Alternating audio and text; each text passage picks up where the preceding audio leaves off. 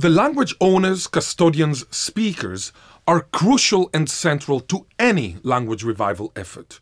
Otherwise, it is simply a sterile, academic or technocratic exercise that cannot really be characterized as genuine language revival.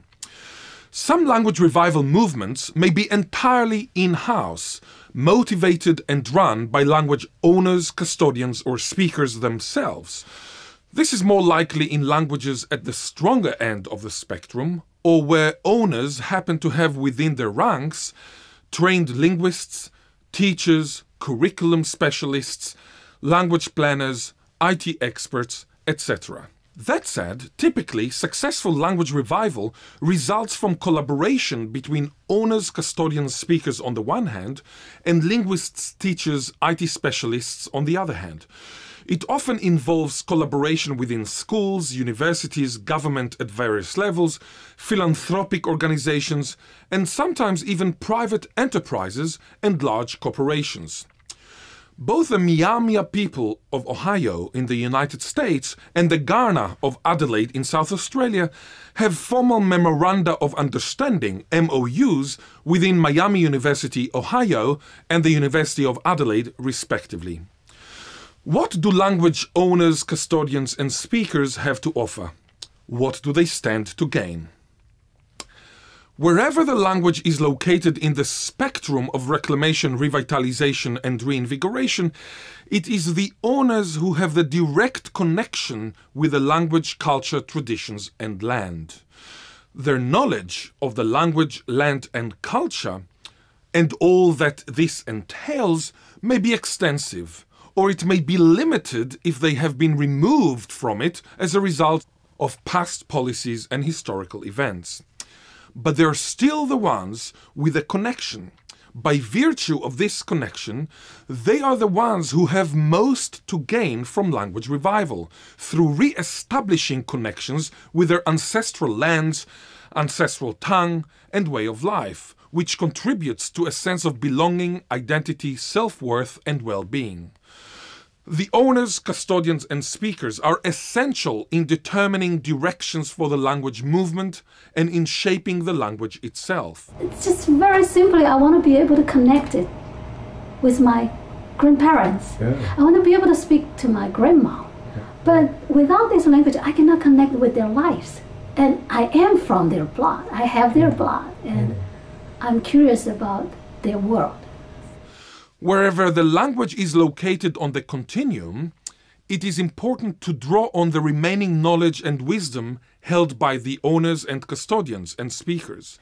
In some cases of language revitalization or reinvigoration, this may entail years and years of language documentation, making hours and hours of audio and video recordings, hours and hours of elicitation sessions, and recording of oral history, knowledge of the environment, and traditional cultural practices, etc. At the other side of the spectrum, at the far end of language reclamation, there may be little to no knowledge remaining of the language as such, but sometimes the dominant language, English, Chinese, etc., or contact languages, pidgins, creoles, as they are spoken by the owners or custodians, may reflect structures from the ancestral language and may make an important contribution to the language reclamation effort.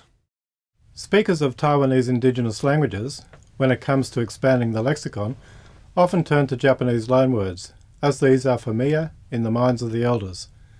Note that Taiwan was occupied by Japan from 1895 to 1945. Japanese borrowings provide the indigenous Taiwanese with a distinctive identity, which the dominant Chinese dialects, Mandarin, Holo or Taiwanese Hokkien, and Hakka do not. Owners, custodians, speakers should be included at every possible opportunity in the language revival process. For instance, if an alphabet book or learner's guide is produced, photos of owners, custodians, speakers, and especially respected elders and young children should be included where possible, so that they see themselves and members of their own community reflected in the resource. Similarly, it's important that their voices be used in any sound recordings of teaching resources, rather than the voice of the non-Indigenous linguist. Some remarkable stories of rejuvenation and renewed lease of life are unfolding for many languages, even resulting in the recovery of languages once considered extinct. Such languages have now regained native speakers now that children have been raised with the language. You heard the story of Israeli in Week 3 and of Jack Gunya-Buckskin raising his children as at least semi-native speakers of Ghana. Wampanoag from Nantucket in Massachusetts is another remarkable story. Jessie Littledoe Baird and her husband Jason, who with the assistance of linguists Ken Hale and Norman Richards, learnt their Wampanoag as adults from the records of the language dating back to the 17th century. They've raised their daughter as a native speaker of Wampanoag, the first since the 1850s. Darrell and Karen Baldwin have raised their 4 children as native speakers of Miamia, a language that was spoken in the states of Illinois, Indiana, and Ohio. Similar stories are being repeated in various parts of the world. Manx from the Isle of Man also gained native speakers since the death in 1974 of Ned Madrill, who was once considered the last native speaker. Cornish too has now gained native speakers after the best part of a century of language revival efforts.